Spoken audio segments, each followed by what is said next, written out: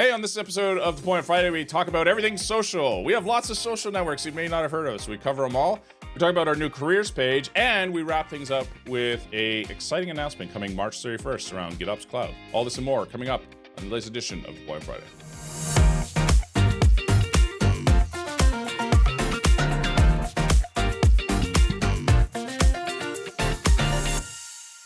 Hey, it's Friday, which means it's time to deploy. Jim and I are back. Jim, how was your week? Good week this week. Lots of team organizational stuff, not much code, so maybe not the best week. How about you? Start off, the plane started going down. Yeah, like, hang on a second. Was it? Oh. That's right. No, that's right. Seeing the team kick goals now. Yeah. So that's really awesome. Yeah. Those are important. Just as, I know developers, like, we don't like stand-up meetings and such, but they're necessary. I mean, they not more than just beyond that, you also have to talk about how things are going, etc. So retrospectives and all that sort of stuff are important. Anyways, funnily enough, on this show, we do a bit of a weekly retrospective of the week that was. So let's go ahead and get into it. There you go. That's a nice segue. There you go. This is an article from Steve talking about what's happening in the world of AI generated code. So Steve is a member of our team and talking about a report that came out from a company called GitClear, and they did a report that basically did a code analysis, and they were finding that a lot of code that's being generated right now is reintroducing a lot of there's a lot of churn happening. So there's less refactoring and more reintroduction of old code, etc. And so Steve provided basically a high-level synopsis of what's happening. If you want to check out the report itself, it's available for you to download. What they did was they just basically looked back at the last 12 months of data from all the code that was generated through AI Copilot, and they were finding that 4 times more code cloning, copy and paste exceeds moved code for the first time in history. So basically a lot less refactoring, and you can see basically the hockey stick that's happening here in the report. So Steve provided a summary of what was in there, and I think Steve's point is valid, which is like, look, AI is just like any other tool. You should use it to benefit, but be careful about the code that it's generating, right? There's lots of code that's being generated that I think isn't ideal, and I've seen this in video after video of folks saying, like, look at the bad code that's just generating. So take that with some hesitation there, if you don't mind. So there you go, AI generated code. I know you don't do this. I know that Jim would never stoop to that level of generating all his code, right? I've been trying to use AI as I've been coding, mainly to ask it questions like, Yeah. hey, what's this thing do? Right. And I found myself asking it some questions the other day, and it lied to me really, really badly to the point where I'm really questioning it now. Oh, really? It would have been a problem if I had believed it, yeah. Oh, well, it wasn't such a good Copilot then, I guess. No. More like a rubber duck. All right. Yeah. Anyways, that's another story. The lying rubber duck. That's right. Well, maybe that's what we need, just to, test my assumptions. So anyways, the report's up on GitClear's website, gitclear.com. So check it out. Argo CD v3 is available. This is a post from Dan, who's our VP of open source here at Octopus Deploy, talking about all the latest things that are in Argo CD. And 3.0 released a while back, and so we basically talked about some of the things that are new. I think we've talked about it. I think we have in a previous episode of Deploy on Friday, where we talked about more fine-grained support around RBAC enforcement for updates and deletes, better defaults across the board, again with configs, etc., and then some recommendations on secrets, some of the big ones. It's not a massive update, but we are incredibly excited to see it, and of course we're going to be heavily involved. And so this is a blog post that highlights some of the latest new features that are there, and of course lots of contributors there to the release itself. So awesome to see. And this is relevant for a lot of reasons, because we have a new episode of Argo Unpacked where they talked a little bit about this. So Dan and Revital have been talking a lot about Argo, obviously, through our new show, Argo Unpacked. We have our own YouTube channel now, which you can find at /Argo Unpacked. And we're posting a bunch of videos there. Recently, we posted Argo Unpacked episode 3, where we had Carlos Santana of AWS join us and talk a little bit about all things Argo, and so definitely worth checking out. And in addition to that, we also have a X account, so you can follow us up on X if you're so inclined. That's /Argo Unpacked. We also have a LinkedIn channel as well that you can follow. If you want to follow us there, Argo-Unpacked, not Argo Unpacked. And then yeah, so we're going to post a lot of stuff on social. That's very important. Speaking of social, and I'm trying to provide segues here, we have also a new Instagram account, Life at Octopus. Have you heard about this, Jim? I have heard about this. I've not had a Yeah. look at it yet, though. Yeah, so make sure you give us a follow. Lots of photos there. If you're more of the Instagram variety, definitely make sure checking it out. There's Raziel and Paul shaking hands on the acquisition of Codefresh. I actually shot this video, so I was, I was like, cake. So there you go. That was a happy time. That was at the office in Brisbane. So awesome. So yeah, if you want to follow us up on Instagram, you can. We're also on Bluesky at /octopus.com. So Bluesky is yet another social media platform. There's too many platforms, dude. Like, I don't know what you use, but like I'm lost. I just joined Threads recently. I don't know what to do. So we're trying our best. We're trying. Like, a lot of folks are like, "Hey, you're not up on this. You're up on this. What's the deal?" Like, we're going wherever our customers are or wherever folks want to see us. So we're trying our best. Believe me, we know that there are a lot of choices out there. So we're trying our best. We are up in Bluesky. Let us know if you have any other third or fourth suggestions, etc. We'd love to hear them. We also are up on TikTok. So this is our Codefresh account on TikTok. Have you seen this? No. Yeah, this is codefresh.io. So, sorry? I did not know there was a TikTok. Yeah.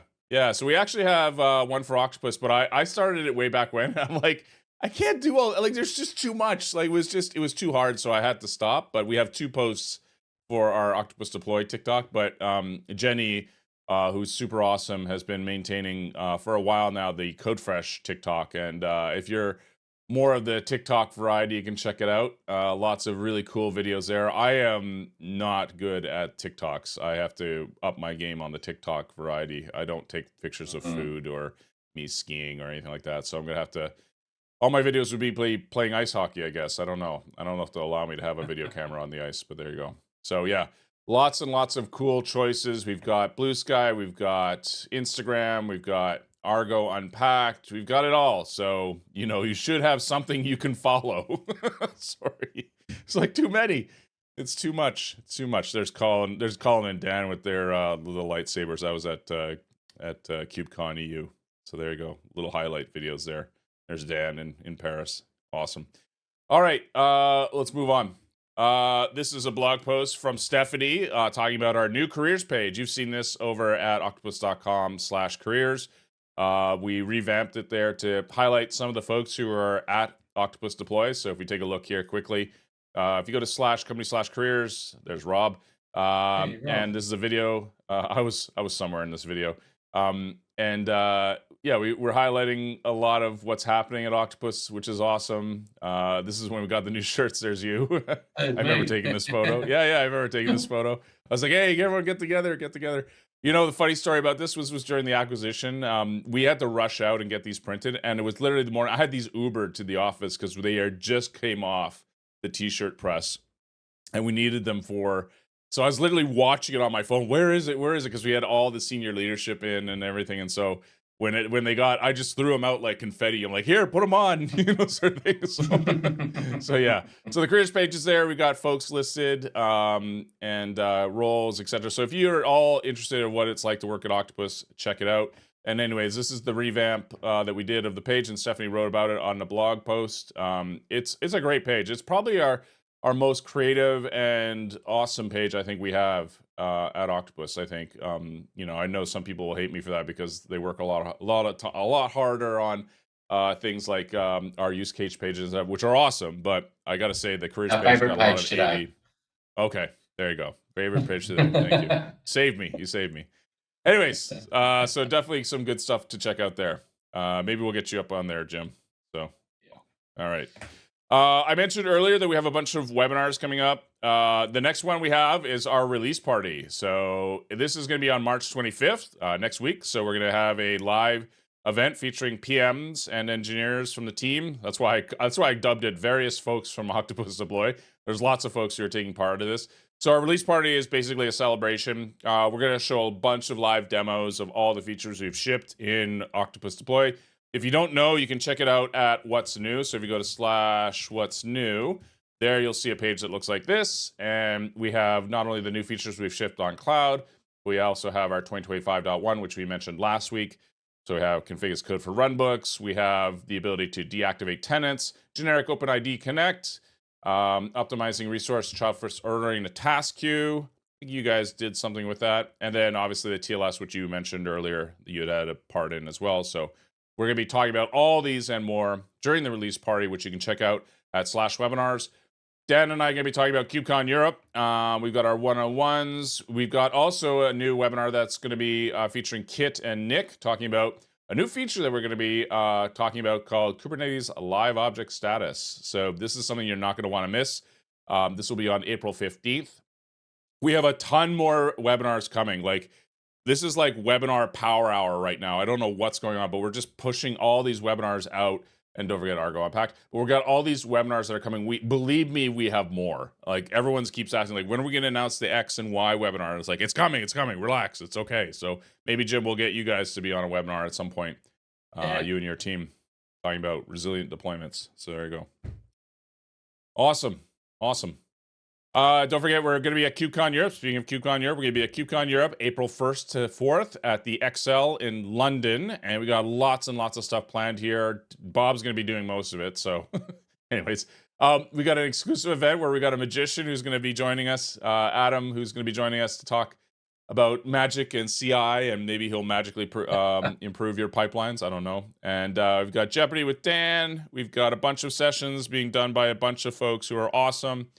And so definitely check that out. That's at our events page, which you'll see listed here. So Cube. Soon. I know. Sorry, I'm trying to blaze through this because I wanted to get to this one thing here. So you may have noticed that Codefresh.io has changed. Jim, I don't know if you noticed this, but if you go to Codefresh.io, we have this thing here listed called Codefresh. Oh, I know what this is. Cloud is coming. So we've got a sneak peek sort of announcement that we're working on, and you'll hear more about this on March 31st. So that's all I'll say, other than the fact that you can find this up on our LinkedIn page. So we've got a LinkedIn profile. If you want to see it in action, we'll be launching it at KubeCon Europe. Visit us at booth N310 for a demo. And in addition to that, you can also sign up for the launch announcement here by visiting this URL, which I'll mention down at the bottom here. So if you go to this URL and sign up for our launch announcement, you'll be able to check it out and find out more. So there you go. Little teaser, as you will. Little teaser. So very exciting stuff. That's all I'll say. That's right. I know. It's going to be awesome. Anyways, as I mentioned earlier, you can check out all the highlights we have up on our What's New page. There's also our roadmap, which I talk about all the time. Don't forget to sign up for our upcoming something to be announced. So that's all I can say. I can't say much.